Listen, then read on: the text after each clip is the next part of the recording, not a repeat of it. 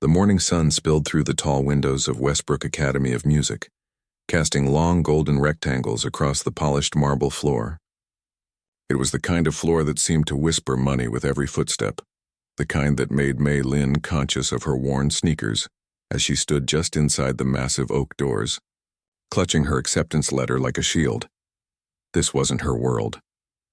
Not yet, anyway. Students brushed past her in their crisp uniforms, some chatting in animated groups, others hurrying with instrument cases swinging at their sides. They moved with the easy confidence of people who belonged, who had never questioned their right to walk these hallways. Mei Lin took a deep breath and stepped further inside, trying to ignore the flutter of anxiety in her stomach. The letter had arrived 6 weeks ago, creased and slightly damp from being stuffed halfway under the apartment door. She'd stared at the official letterhead for nearly 10 minutes before finding the courage to open it. Full scholarship. The words had seemed impossible then. They still did. The main hall stretched before her now, ceiling soaring 3 stories high with a crystal chandelier that probably cost more than her grandmother's entire apartment building. Paintings of stern-looking men in formal attire lined the walls, former directors and famous alumni, she guessed. Their painted eyes seemed to follow her, asking silent questions. Who are you? Why are you here? Do you really think you belong? Mei Lin adjusted the strap of her backpack, a faded blue thing covered in pins and patches that had seen her through 4 years of public school. Inside were her most precious possessions, sheet music copied by hand when she couldn't afford to buy it, a small notebook filled with her own compositions, and a photograph of her grandmother sitting at their old upright piano, smiling with pride.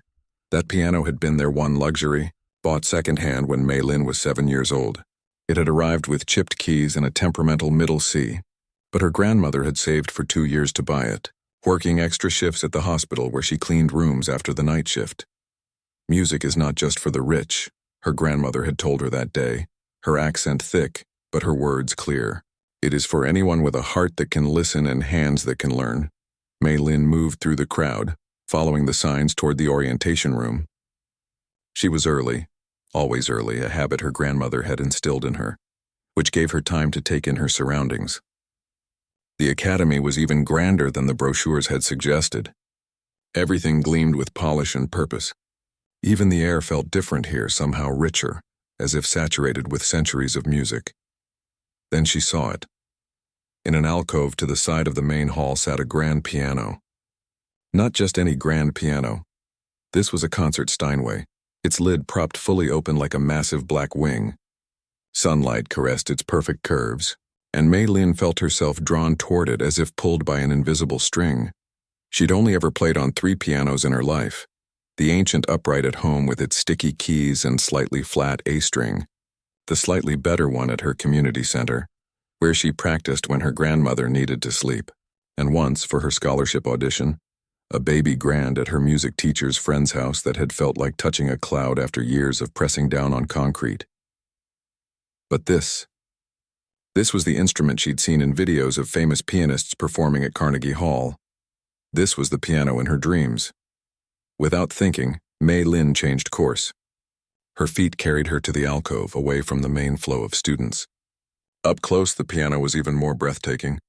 The fallboard was open, revealing a perfect row of ivory and ebony keys that seemed to glow with invitation. She glanced around. No one was paying her any attention. A few students were gathered by a bulletin board across the hall. Others were heading up the grand staircase or disappearing down corridors. No signs indicating the piano was off limits. No velvet rope, just one touch, she thought, just to know how it feels. She set her backpack gently on the floor and stepped closer. Her hand hovered over the keys, trembling slightly. This single instrument probably cost more than her entire life up to this point, more than her grandmother would earn in 10 years of cleaning hospital rooms. One finger descended slowly toward middle C. "Excuse me, what do you think you're doing?" The voice cracked like ice breaking. Mei Lin's hand jerked back as if the piano had suddenly burst into flames. She turned to see a girl about her age standing at the entrance to the alcove, arms crossed over her expensive-looking blazer. Her hair was pulled back in a perfect bun, not a strand out of place, and her expression suggested she'd just caught Mei Lin trying to steal the piano rather than play it. I was just looking," Mei Lin stammered, taking a step back. Looking usually doesn't involve touching, the girl said, one eyebrow arched. That's a Steinway Model D concert grand. It's worth more than... Her eyes flicked over Maylene's clothes, her backpack. Well, a lot. Heat crept up Maylene's neck and into her cheeks. I know what it is, she said quietly. The girl's perfect eyebrows lifted higher. Do you? Interesting. She stepped further into the alcove, her leather shoes making soft, expensive sounds on the marble. I don't recognize you. First year? Maylene nodded, wishing she could sink through the floor, or at least reach down for her backpack without drawing more attention to herself. Thought so. The girl's smile didn't reach her eyes. I'm Vivian Lee, third-year piano performance. She didn't extend her hand. My father is on the board of trustees. The words hung in the air like a banner. My father is important. I am important. You are not. I'm Maylin Chen, she replied, lifting her chin slightly. First-year piano. Scholarship student. Something flickered across Vivian's face. Surprise, then something harder to read. Scholarship? For piano performance? Before Maylin could respond, voices and laughter approached. 3 more students entered the alcove, all wearing the same expensive blazers, all carrying themselves with the same easy confidence. 2 girls, 1 boy, all looking at Maylin with mild curiosity. Who's this, Viv? Asked one of the girls, her long hair falling in perfect waves over her shoulders. This, said Vivian, is Maylin Chen, our new scholarship student. She was about to play the Steinway. The way she said scholarship made it sound like charity case. The newcomers exchanged glances, their expressions shifting from curiosity to amusement. The Steinway?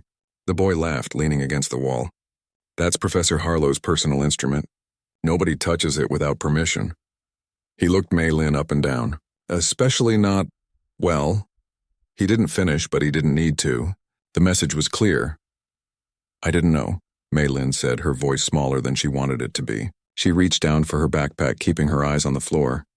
Of course you didn't, Vivian said, her tone dripping with false sympathy. How could you? It's not like they have concert grands at... Where are you from again? East Ridge, Maylin said, slipping her backpack straps over her shoulders. The second girl snickered. Isn't that where the recycling plant is? The one that always smells like, that's enough, Clara, Vivian cut in, though her own lips twitched with suppressed laughter. We should be welcoming our new classmate. She turned back to Maylin. Orientation's in room 103 down that hallway. She pointed. Don't be late, and don't touch any more pianos without asking. Laughter rippled through the group as Maylin nodded stiffly and turned to leave. Oh, and Chen? Vivian called after her. Scholarships here don't last if you can't keep up.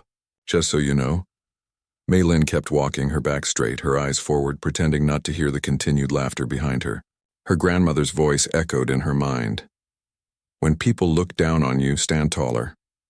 She found room 103 easily enough, a large classroom with rows of desks all facing a small stage at the front. A few students were already there, but none from the piano alcove. Maylin chose a seat near the back, set her backpack on the floor, and pulled out her orientation packet. Her hands were still shaking slightly. She closed her eyes for a moment, breathing deeply the way her grandmother had taught her before performances. In through the nose, hold, out through the mouth. When she opened her eyes, she unfolded the schedule from her packet.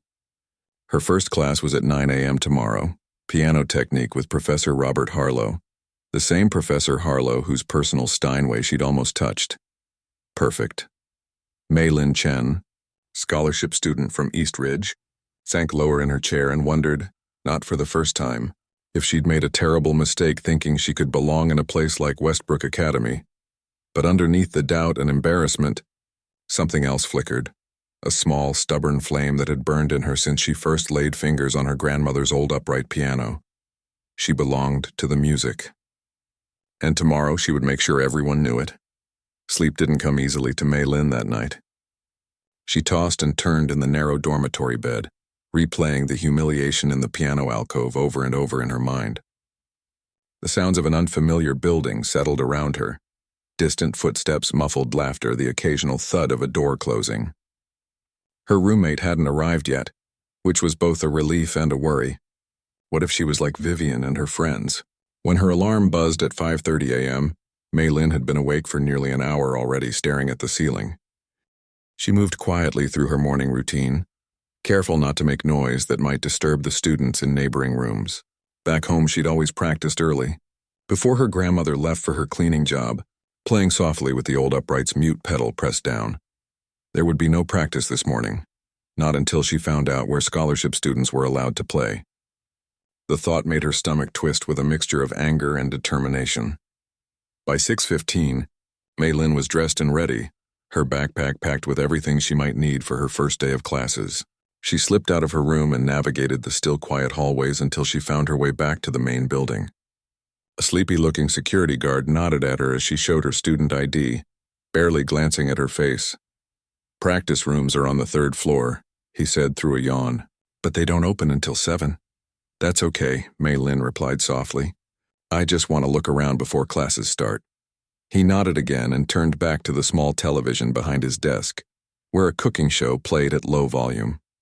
Maylin continued through the empty main hall, her footsteps echoing in the silence. She paused by the alcove where the Steinway stood, still magnificent in the dim, early morning light. No one was around to see her longing glance this time. She found the cafeteria eventually, following the smell of coffee and toast. Only a handful of students sat scattered among the tables.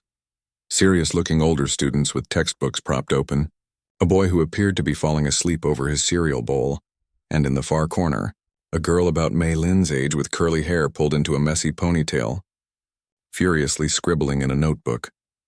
Maylin got a tray and accepted a scoop of scrambled eggs and toast from the cafeteria worker, then hesitated, scanning the room again. The girl with the notebook glanced up, caught her eye, and after a moment's consideration shifted her books to make room at her table. Maylin moved toward her with a mixture of relief and caution. "Thanks," she said, setting her tray down. "Is it okay if I sit here?" The girl nodded, putting down her pencil. "You're new, right? I saw you during orientation yesterday." "Yes. I'm Maylin, first-year piano." She sat down, setting her backpack beside her chair. "Anna, second-year violin." She gestured to the case propped against the wall nearby. "Early practicer?" Maylin nodded, surprised by the easy conversation. "Usually, but I don't know where I'm allowed to practice yet." Anna raised an eyebrow. "Allowed? You can use any of the practice rooms on the 3rd floor. First come, first served until 9, then you have to sign up." She took a sip of her coffee. "Get there before 7 if you want one of the rooms with a decent piano. Some have better acoustics than others." "Oh." Maylin poked at her eggs. "I thought maybe there were special rules for scholarship students." Anna's forehead creased. "Who told you that?" When Maylin didn't immediately answer, understanding dawned on her face. "Let me guess, Vivian Lee and her entourage?" Maylin nodded, and Anna rolled her eyes so dramatically that Maylin couldn't help but smile a little. "Listen to me," Anna said, leaning forward. "The Vivian Lees of this school are just noise. Ignore them. Your scholarship? That means you're probably twice as talented as most of the kids whose parents bought their way in, including Vivian." But she said, "Vivian says a lot of things." Anna cut her off with a wave of her hand. Her father donates enough money that the administration lets her act like she owns the place. "But Professor Harlow, your piano instructor? He doesn't play those games. He'll judge you on your playing, nothing else." She glanced at her watch. "Speaking of which, it's nearly 7. Want to grab a practice room?" For the first time since arriving at Westbrook, Maylin felt something like hope flutter in her chest. "Yes, please." Anna showed her to the 3rd floor, chatting easily about professors to avoid Dr. Whitaker, who threw chalk when angry, and cafeteria food worth eating. Thursday's pasta surprisingly good. The practice rooms were small but well-equipped, each containing an upright piano, a chair, a music stand, and a window that let in the early morning light. "Room 312 has the best piano," Anna whispered, pointing down the hall, "and 315 has great acoustics but terrible heating in winter." She stopped at room 308. "This one's decent. I'm in 310 if you need anything." "Good luck today." Alone in the practice room, Maylin set up her music on the stand and ran her fingers over the keys of the upright. It wasn't a Steinway, but it was well maintained and in tune. Better than anything she'd had regular access to before. She began with scales, warming up her fingers, then moved into her technical exercises. By the time she looked at her watch again, it was 8:30, and her first class with Professor Harlow was at 9 wang. She packed up her music and made her way to the classroom, following the map in her orientation packet. Other students were filling the hallways now, some carrying instrument cases, others clutching coffee cups and looking half asleep. Maylin found classroom 201 and hesitated outside the door.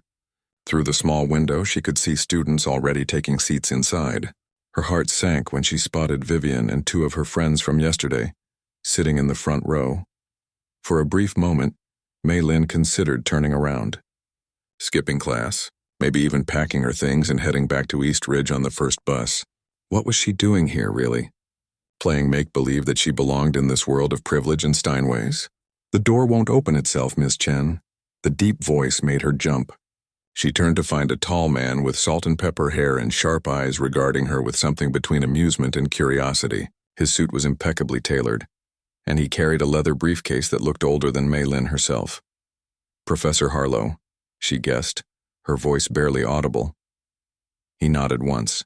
First-day nerves are normal, but standing outside my classroom won't cure them. He reached past her to open the door. After you. Maylin had no choice but to enter, feeling the eyes of every student turn toward her. Vivian's gaze was particularly sharp, her perfect eyebrows rising when she saw Professor Harlow just behind Maylin. Find a seat quickly, please, Professor Harlow said, moving to the front of the room. Maylin slipped into an empty chair in the back row as the professor set his briefcase on the desk with a decisive thud. Welcome to Piano Technique, he began, surveying the room. Some of you are returning students. Some are new. All of you are here because you've demonstrated enough talent to earn a place at this institution. That's the good news. He paused, his eyes moving from face to face. The bad news is that talent alone is worthless. A ripple of unease moved through the room. Professor Harlow continued, pacing slowly in front of the blackboard. Talent without discipline is like having perfect pitch but no instrument. Interesting, but ultimately useless. In this class, we will focus on the fundamentals that transform raw ability into artistry. He stopped pacing and folded his hands behind his back. Before we begin, I'd like to hear from each of you. One by one, you'll introduce yourself and tell us what piece you're currently working on. Maylin's heart began to race. She'd been working on Chopin's Nocturne in E-flat major for months. But compared to what these other students might be playing, students who'd had access to the best teachers and instruments all their lives. The introductions began with Vivian, of course. Vivian Lee, third year. I'm currently perfecting Liszt's La Campanella. There was a subtle emphasis on perfecting that made Professor Harlow's expression flicker with something like irritation. One by one, the students introduced themselves and their repertoire. Some names Maylin recognized from famous competitions. Others were new to her. The pieces they mentioned were all advanced, all impressive. Rachmaninoff, more Liszt, Beethoven's most challenging sonatas. When Professor Harlow's gaze finally landed on Maylin, the room had grown warm from nerves and the morning sun streaming through the windows. She swallowed hard. Maylin Chen, first year. I'm working on Chopin's Nocturne in E-flat major, Opus 9, number 2. A barely audible snicker came from the front row. Vivian was whispering something to the girl beside her, both of them smirking. The Nocturne was beautiful, but relatively simple compared to the virtuosic pieces the others had named. Maylin felt heat creeping up her neck. Professor Harlow's eyes narrowed slightly, not at Maylin but at the whispering in the front row. An excellent choice, Ms. Chen. Sometimes the simplest melodies require the greatest sensitivity to perform well. His gaze swept back to Vivian, a fact that many technically proficient but artistically shallow players fail to understand. The whispering stopped abruptly. Vivian's smile froze, then faded. Professor Harlow moved to his desk and opened his briefcase. Now, before we continue, I'd like each of you to retrieve your music and follow me to the recital hall. Today we begin not with theory but with practice. As the students filed out of the classroom and down the hallway, Maylin found herself walking beside Anna, who must have slipped in just after class started. Where are we going? Maylin whispered. Anna's eyes gleamed with suppressed excitement. First day tradition. Harlow always does this. He's taking us to the main recital hall to play on the concert grand. One by one, she paused. It's terrifying, but also kind of amazing. Maylin stopped walking so abruptly that the student behind her nearly collided with her back. The main recital hall. The concert grand. One by one. Her hands began to shake. This was exactly what she'd wanted, a chance to play on a real Steinway. But not like this. Not unprepared in front of Vivian and her friends under the critical eye of Professor Harlow. "Coming, Miss Chen?" The professor's voice floated back to her from the front of the line. "Or would you prefer to observe today?" There was no judgment in his tone, only a question. An easy way out. Mei Lin could feel Vivian watching her, probably hoping she'd choose to sit out. Mei Lin straightened her shoulders and took a deep breath. "I'm coming, Professor."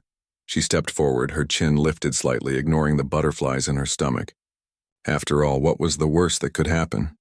She'd play poorly and confirm what Vivian already thought of her. But at least she would have tried, and if she played well, the thought carried her forward. Following Professor Harlow through the massive doors of the recital hall, where the gleaming Steinway waited on the stage like a challenge. The recital hall took Mei Lin's breath away.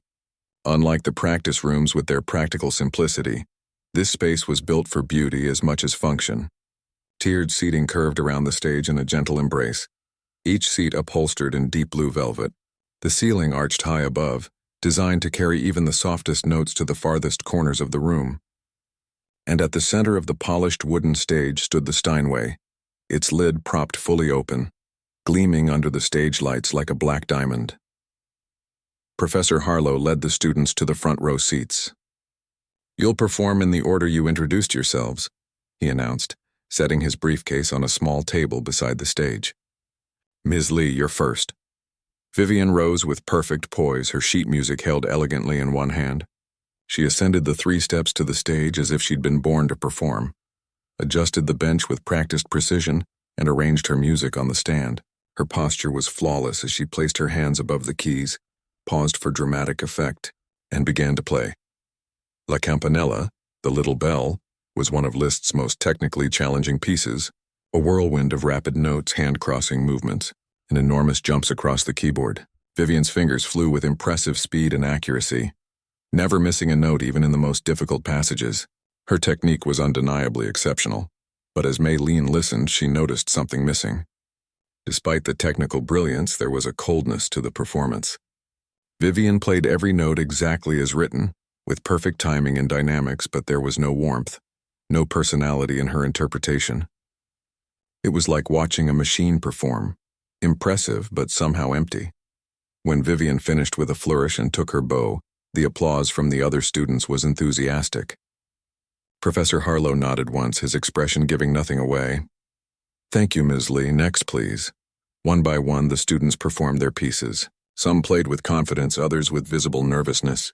A boy named Tao stumbled through a Beethoven sonata, his face flushed with embarrassment. A girl called Zoe played a Debussy prelude so beautifully that Mei Lin felt tears prick at the corners of her eyes. With each performance, Mei Lin's anxiety grew. These were her classmates, her competition. Some had clearly been playing since they could walk, with access to the finest teachers and instruments. By comparison, her self-taught grandmother and their old upright piano seemed woefully inadequate preparation. Anna squeezed her arm gently. "Breathe," she whispered. "Just breathe." All too soon, Professor Harlow was calling her name. "Ms. Chen." Mei Lin stood on legs that felt like water. She climbed the steps to the stage, clutching her worn folder of sheet music. As she approached the piano, she could feel everyone watching her, especially Vivian and her friends, probably expecting disaster. The bench felt cool and smooth beneath her as she sat down. She opened her folder to Chopin's Nocturne, a piece she'd played hundreds of times on her grandmother's upright. But never on an instrument like this, never in a room like this, never with so much at stake. She placed her hands above the keys and felt a moment of panic. What if she failed?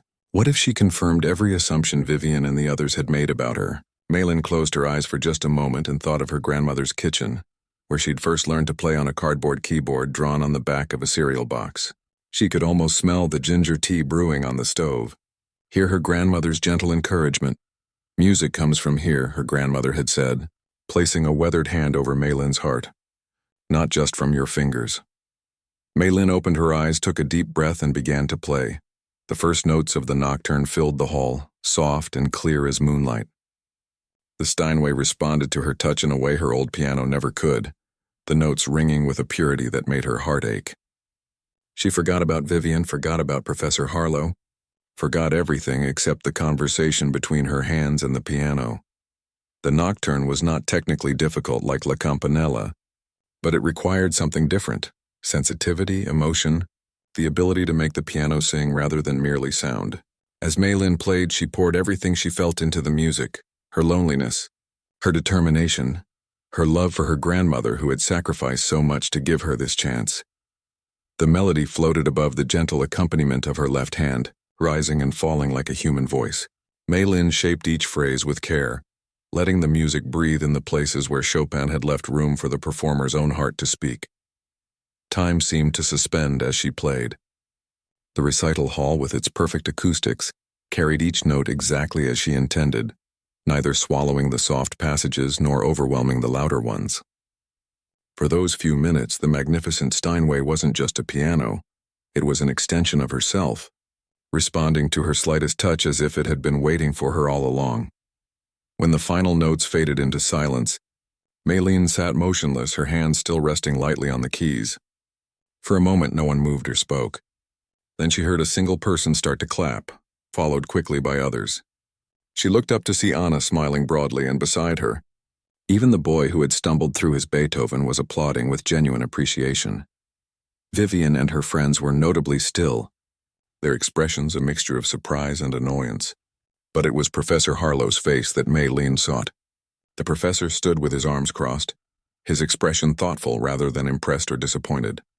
"Thank you, Miss Chen," he said as the applause died down. That was illuminating. Maylin wasn't sure what he meant by that, but she nodded, gathered her music, and returned to her seat beside Anna, who gave her a subtle thumbs up. The remaining students performed, but Maylin barely heard them. Her mind was replaying her own performance, analyzing each phrase, wondering if she'd done enough to prove she belonged here. When the final student finished, Professor Harlow moved to the center of the stage, surveying the class with sharp eyes. "You've all demonstrated technical proficiency to varying degrees," he said, "some more than others." His gaze lingered briefly on Vivian, who sat a little straighter. But technique alone does not make a musician. He began to pace slowly across the stage, hands clasped behind his back. Franz Liszt, whose work Ms. Lee performed, once said, "Technique is created by the spirit, not the other way around." He stopped, looking directly at Maylin. Ms. Chen's nocturne may have been simpler in technical demands, but it possessed something that many of your performances lacked: a genuine voice. A murmur rippled through the students. Vivian's cheeks flushed pink. "This is what we will focus on this semester," Professor Harlow continued. "Not just playing the notes correctly, but finding your authentic voice as an artist. Some of you," his eyes swept the room, "will find this much more difficult than mastering a complicated passage." He checked his watch. "For next class, I want each of you to prepare a piece that speaks to your personal experience.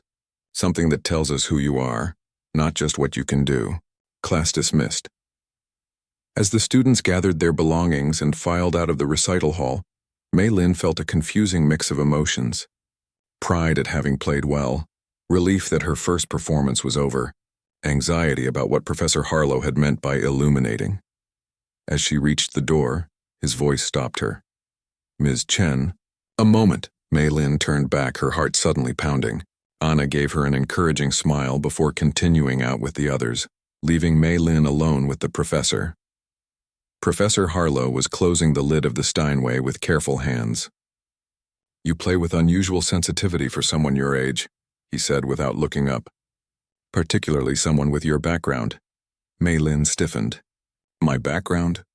Now he did look at her, his expression unreadable. "I reviewed your application materials. Community center lessons. Self-taught grandmother, no formal training until 3 years ago." He closed the fallboard over the keys with a gentle thud. "Yet you play as if you've been immersed in music all your life." Maylin wasn't sure if she was being complimented or criticized. "I have been," she said quietly. "Just not here." The ghost of a smile touched Professor Harlow's lips. "Indeed." He stepped down from the stage, picking up his briefcase. "You've got a natural gift, Ms. Chen, but natural gifts can be both blessing and curse." "How so?" "Those who struggle to master the basics often develop stronger foundations." Those to whom music comes easily sometimes fail to build the technical infrastructure needed to support their artistry. He paused at the door, especially when faced with distractions. You mean Vivian and her friends? Maylene guessed. Professor Harlow's eyebrows rose slightly. I meant any distractions, Ms. Chen, including the opinions of your peers and whether negative or positive.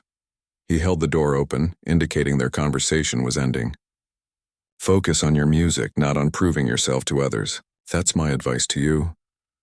As Maylin walked out into the hallway, she found Anna waiting for her, leaning against the wall with her violin case at her feet. What did Harlow want? She asked as they started walking together toward their next classes. Maylin hesitated. I'm not entirely sure. To warn me, maybe? About getting distracted, Anna snorted. Classic Harlow. Cryptic as always. She nudged Maylin's shoulder with her own. But hey, you were amazing in there. You should have seen Vivian's face when you started playing. It was like she'd bitten into a lemon. Despite her confusion over Professor Harlow's words, Maylin couldn't help smiling. For the first time since arriving at Westbrook, she felt a flicker of genuine belonging, not because she'd impressed everyone, but because she'd been true to herself and her music. As they reached the stairwell, Vivian emerged from around the corner with two of her friends. She stopped abruptly when she saw Maylin, her expression hardening. Enjoy your little moment, scholarship girl, she said, her voice low enough that only Maylin, Anna, and her friends could hear. Harlow always has a charity case he champions each year, but when the winter showcase comes around, we'll see who really belongs here. She brushed past them, her friends following like shadows. Anna rolled her eyes dramatically. Ignore her, she said as they continued up the stairs. She's just scared. Scared of me? Maylin laughed in disbelief. Why would she be scared of me? Anna gave her a look that suggested the answer should be obvious. Because you have the one thing her daddy's money can't buy her. She tapped her fingers against her heart. The thing that makes people stop and listen. As they reached the top of the stairs and prepared to head in different directions for their next classes, Anna called over her shoulder. Winter showcases in 10 weeks. Better start practicing. Maylin stood for a moment watching Anna disappear down the hallway. 10 weeks to prepare for a showcase that, according to Vivian, would determine who really belonged at Westbrook. 10 weeks to prove that her scholarship wasn't charity, that her grandmother's sacrifices weren't wasted, that music truly could transcend backgrounds and bank accounts. She clutched her folder tighter and headed to her next class, already planning what piece she would play, not for Professor Harlow, not for Vivian, but for herself. Days turned into weeks at Westbrook Academy, and slowly Maylin found her rhythm. Every morning she woke before sunrise to practice in room 312, the one Anna had said had the best piano. Every evening she stayed late in the practice rooms, working until her fingers ached and the security guards gently reminded her that the building was closing. In between, she attended classes, took meticulous notes, and tried to absorb everything her professors had to offer. Her roommate had finally arrived, a quiet flutist named Lily, who practiced obsessively and spoke little, which suited Maylin fine. They developed an easy, respectful coexistence, each focused on their own musical journey. Anna remained her only real friend, occasionally dragging her to the campus cafe or into town for bubble tea when she decided Maylin had been practicing too long. Music needs life to feed it, Anna would insist, pulling Maylin away from the piano. You can't play what you haven't lived. 6 weeks into the semester, Professor Harlow announced the details of the winter showcase. This is not merely a recital, he explained, pacing in front of the classroom. It's a competition. 3 winners will be selected to perform with the University Symphony Orchestra in their spring concert, a rare opportunity for first-year students. A buzz of excitement filled the room. Playing with the University Symphony was a prestigious honor, usually reserved for upperclassmen and graduate students. Such an opportunity could open doors to summer programs, competitions, even future careers. You will each prepare one concerto movement, Professor Harlow continued. Your selection must be approved by me no later than next Monday. Choose wisely, something that challenges you technically but also showcases your musicality. As students filed out after class, chattering excitedly about potential pieces, Maylin hung back, waiting until the others had left before approaching Professor Harlow's desk. Professor, I'm not sure I'm ready for a concerto, she admitted. I've never performed with an orchestra before. Professor Harlow looked up from his papers, studying her face. Do you think I would have included you in this assignment if I didn't believe you were capable, Ms. Chen? Mei Lin hesitated. No, but no buts. He shuffled his papers into a neat stack. You lack confidence, not ability. The two are not the same thing. He considered her for a moment. What concerto were you thinking of? I don't know many, she confessed. Maybe Mozart's K466? The first movement? Professor Harlow nodded slowly. A solid choice. Technically within your capabilities, with plenty of room for expressive interpretation. He scribbled something on a notepad. I'll have the music library pull the score and a recording for you. Come to my office hours tomorrow and we'll discuss it further. As Mei Lin turned to leave, he added, And Ms. Chen, start listening to the orchestral parts as well. Understanding how your part fits with the whole is essential for a successful concerto performance. That night, Mei Lin couldn't sleep. She lay awake, listening to Lily's soft breathing from the other bed, her mind racing with thoughts of the showcase. What if she chose a piece that was too difficult? What if she embarrassed herself in front of the entire school? What if Vivian was right and she didn't really belong here? But beneath the anxiety, another feeling glowed like a small ember. Excitement. Professor Harlow believed she could do this. He wouldn't have included her in the assignment otherwise. The next morning, she arrived at the practice rooms earlier than usual, only to find room 312 already occupied. Through the small window in the door, she could see Vivian at the piano, her fingers flying through what appeared to be Tchaikovsky's Piano Concerto No. 1, one of the most technically demanding concertos in the repertoire. Even through the soundproofed door, Mei Lin could tell she was playing it flawlessly. She backed away quietly and found an empty room farther down the hall. As she unpacked her music, she couldn't shake the image of Vivian's confident performance. Of course she would choose Tchaikovsky. Of course she would play it perfectly. Of course she would win one of those 3 spots with the orchestra. When Mei Lin placed her hands on the keys to begin her warm-up exercises, they felt stiff and uncooperative, as if her body was rebelling against her brain. She forced herself through scales and arpeggios, but her usual joy in the simple patterns was missing. This isn't about Vivian, she muttered to herself. This is about the music. But deep down she knew that wasn't entirely true. This was about belonging, about proving she deserved her place at Westbrook just as much as the students whose parents could afford full tuition, about showing everyone, including herself, that talent could outweigh privilege. Later that day, she stopped by Professor Harlow's office as instructed. He had the Mozart score waiting for her, along with a CD of a renowned pianist performing it with the Vienna Philharmonic. Listen to this daily, he said, handing her the CD, but don't start mimicking the soloist. Use it to understand the structure, the conversation between piano and orchestra. Mei Lin nodded, taking the materials gratefully. Now, he continued, leaning back in his chair, tell me why you chose this piece. The question caught her off guard. I thought it was within my technical abilities. That's a reason to not reject it, not a reason to choose it, Professor Harlow replied. Try again, Mei Lin thought for a moment. I like how it balances drama with elegance. The D minor tonality feels, I don't know, both stormy and controlled at the same time. A hint of approval flickered in Professor Harlow's eyes. Better. What else? The cadenza allows for personal interpretation, she continued, warming to the subject. And the dialogue between piano and orchestra feels like a conversation rather than a competition. The piano isn't just showing off, it's communicating with the other instruments. Now you're thinking like a musician, Professor Harlow said. This is precisely why I approved your choice. Mozart requires clarity and emotional honesty. There's nowhere to hide in Mozart. No flashy arpeggios to distract from a lack of musical understanding. No thunderous chords to cover up insecurities. He fixed her with a penetrating gaze. It will reveal exactly who you are as an artist. The words settled on Mei Lin like a weight. Reveal who she was?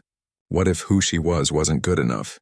As if reading her thoughts, Professor Harlow added, That frightens you. It wasn't a question, but Mei Lin nodded anyway. Good, he said simply. Fear means you understand what's at stake. Channel it into your practice and it becomes a tool rather than an obstacle. Over the next few weeks, Mei Lin threw herself into preparing the Mozart concerto. She practiced until her back ached and her fingertips grew calluses on top of calluses. She listened to the orchestral recording until she could hum every string part, every woodwind entrance. She researched Mozart's life, his compositional style, the historical context of the concerto. And slowly something began to change. The notes on the page transformed from mere symbols into living, breathing ideas. The melodies took on personality and purpose. The more deeply she understood the piece, the more it felt like her own. Not because she was imposing her interpretation on Mozart, but because she was discovering what Mozart had intended all along. Meanwhile, the atmosphere at Westbrook grew increasingly tense as the showcase approached. Students guarded their practice rooms jealously. Conversations in the cafeteria revolved around who was playing what and who was likely to win. Vivian made sure everyone knew she was performing Tchaikovsky, speaking loudly about its difficulties whenever Mei-Lin was within earshot. One afternoon, Mei-Lin was practicing in room 312 when there was a sharp knock at the door. Before she could respond, the door opened and Vivian stood there, her expression cool.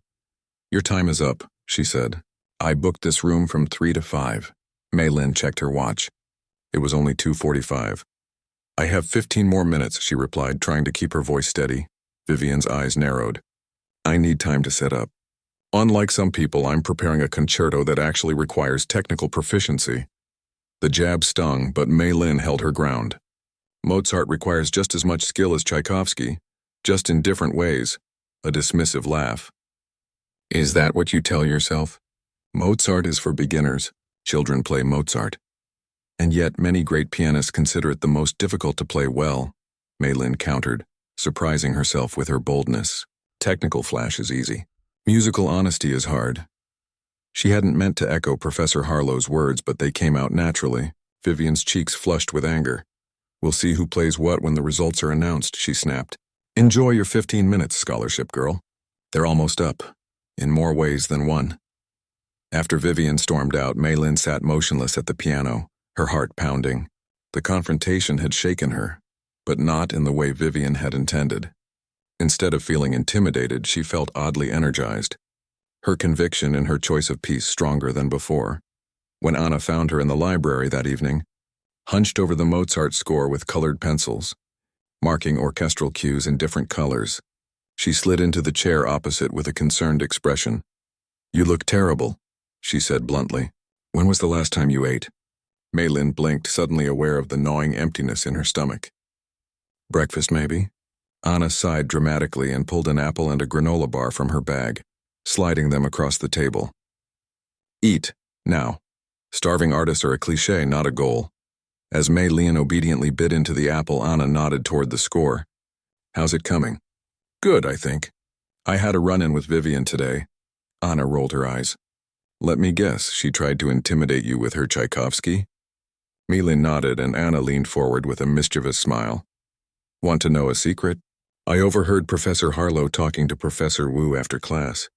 He said half the students chose pieces to impress the judges rather than pieces that suited their artistic strengths." Her smile widened, and he specifically mentioned that someone should have warned the third-year students that technical fireworks don't automatically translate to musical insight. The knot that had been tightening in Mei-Lin's chest for weeks loosened slightly. "You think he was talking about Vivian?" Anna shrugged. "Who else would it be? Everyone knows she's all technique and no heart." As Mei-Lin packed up her score a while later, she felt a renewed sense of purpose. Maybe Anna was right. Maybe technical brilliance wasn't everything. Maybe, just maybe, her understanding of Mozart would be enough. 3 days before the showcase, Professor Harlow asked her to stay after class. "How are you feeling about your piece, Ms. Chen?" Mei-Lin considered the question carefully. "Connected to it," she finally said. "Like I understand what Mozart was trying to say." Professor Harlow's expression remained neutral, but his eyes warmed slightly. "Then you're ready. Remember, the judges aren't looking for perfection, they're looking for musicians. Play one wrong note with conviction and it's forgotten. Play perfectly without conviction, and no one will remember you performed at all." As Mei-Lin left the classroom, his words echoed in her mind. Play with conviction. Be memorable. Be a musician, not just a pianist. The night before the showcase, she sat alone in an empty practice room. The Mozart score opened before her, though she no longer needed it. She closed her eyes and played the entire first movement from memory, imagining the orchestra around her, feeling the conversation between piano and strings, woodwinds and brass. When she finished, she sat in silence for a long moment, then whispered to the empty room, "I'm ready." The morning of the winter showcase dawned cold and bright, sunlight glinting off fresh snow that had fallen overnight. Maylene stood at her dormitory window, watching students hurry across the campus with instrument cases strapped to their backs, their breath forming small clouds in the winter air. She hadn't slept much. Her dreams had been filled with disjointed melodies and faceless judges shaking their heads. But strangely, now that the day had arrived, a calm had settled over her. Whatever happened today, she had done her best. She had honored the music. The rest was out of her hands. Maylene dressed carefully in the one formal outfit she owned, a simple black dress her grandmother had bought on sale and altered by hand to fit perfectly. She pinned her hair back neatly, applied a touch of the lip gloss Anna had insisted she borrow, and slipped her feet into her only pair of dress shoes, slightly scuffed at the toes but polished to a shine. "You look nice," said Lily from her bed, where she was flipping through sheet music. As a first-year flutist, she wasn't eligible for the piano showcase but would be attending as part of the audience. "Thanks," Maylene replied, surprised by the comment from her usually silent roommate. "I'll be cheering for you," Lily added with a small smile. "Not that I'm supposed to have favorites, but your Mozart sounds better than Vivian's Tchaikovsky. Less banging, more music." The unexpected support made Maylene's throat tighten with emotion. "Thank you," she said again, this time meaning it for more than just the compliment. The main concert hall was buzzing with activity when Maylene arrived. Unlike the recital hall where they'd had their first-class performance, this was the crown jewel of Westbrook, a magnificent space with perfect acoustics, ornate architectural details, and seating for over 1,000 people. Today it would be filled with students, faculty, parents, and most intimidating of all, representatives from summer music festivals and conservatories scouting for promising talent. Backstage, students were warming up in small practice rooms, pacing nervously in the corridors, or sitting quietly with their scores, lips moving silently as they mentally rehearsed trouble spots. Maylene found a quiet corner and closed her eyes, running through the concerto in her mind, feeling the music flow through her without moving her fingers. Nervous? She opened her eyes to find Anna standing there, violin case in hand. Although Anna wasn't performing in the showcase, she was part of the student orchestra that would accompany the soloists. "Oddly, no," Maylene replied, more like, "Ready." Anna studied her face. "You are, aren't you?" "You've got that look." "What look?" "The one performers get when they stop worrying about themselves and start thinking only about the music." She squeezed Maylene's shoulder. "That's when the magic happens." A stage manager appeared, clipboard in hand. "All performers to the green room, please. Draw numbers for performance order in 5 minutes." Anna gave her a quick hug. "I've got to get to the orchestra pit. Break a leg, but not literally because I'd have to carry you off stage and you're heavier than you look." Maylene laughed, grateful for her friend's ability to cut through tension with humor. She made her way to the green room, where the other performers were gathering. Vivian stood in the center of a small group, looking striking in a deep red dress that probably cost more than Maylene's entire wardrobe. Their eyes met briefly across the room. Vivian's narrowed slightly, then she deliberately turned away, saying something to her friends that made them laugh and glance in Maylene's direction. Professor Harlow entered, silencing the room with his presence. "Good morning. In a moment, you'll draw numbers to determine your performance order. Remember, this is not just a competition but a showcase of what Westbrook represents. Regardless of the outcome, carry yourselves with the dignity expected of serious musicians." His gaze swept the room, lingering briefly on Vivian's group before moving on. "The judges are looking for artistry, understanding, and communication, not just technical proficiency. Play from your heart as well as your hands." One by one, students drew numbers from a small velvet bag. Vivian drew number 3, early enough to make an impression, but not the dreaded first position. When Maylene's turn came, she reached in and pulled out a slip of paper with the number 12 written on it. "Last to perform." Her stomach tightened. Being last meant waiting through 11 other performances, hearing the audience's reactions, knowing what she was up against.